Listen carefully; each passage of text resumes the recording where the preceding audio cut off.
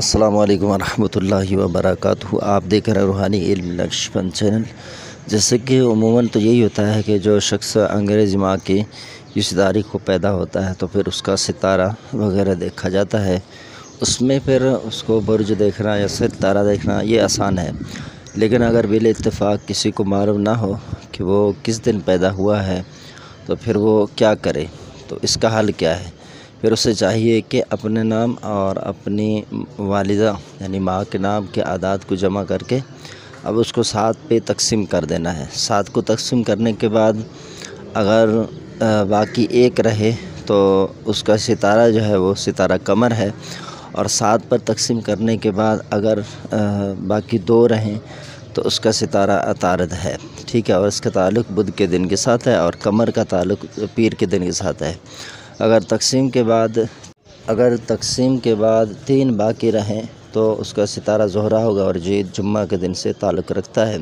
اگر تقسیم کے بعد باقی 4 رہیں تو اس کا ستارہ شمس یہ اتوار کے دن سے تعلق رکھتا ہے۔ اگر تقسیم کے بعد 5 باقی رہیں تو ستارہ مریخ ہے اور یہ منگل کے دن کے ساتھ تعلق رکھتا ہے۔ اگر تقسیم کے بعد 6 باقی رہیں تو اس کا ستارہ مشتری ہے اور یہ جمعرات کے دن سے تعلق رکھتا ہے۔ اگر تقسیم کے بعد 0 یعنی 0 باقی رہے تو اس کا ستارہ زحل ہے اور یہ زحل سے جو تعلق رکھتا ہے تو یہ ہفتے کے دن سے رکھتا ہے۔ اس طریقے سے آپ اپنا مزاج بھی معلوم کر سکتے ہیں۔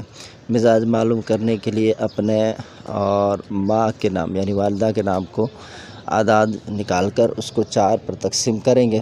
4 پر تقسیم کرنے کے بعد اگر 1 باقی رہے تو مزاج آتشی ہے، ٹھیک ہے، اگر باقی 2 رہیں تو مزاج بادی ہے، اگر 3 باقی رہیں تو مزاج آبی ہے، اور اگر 0 بچے تو پھر مزاج خاکی ہے۔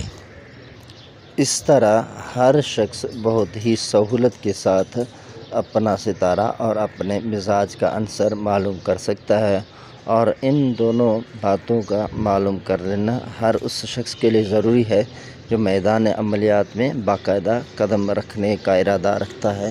تو اس کے لیے یہ چیزیں سیکھنا لازمی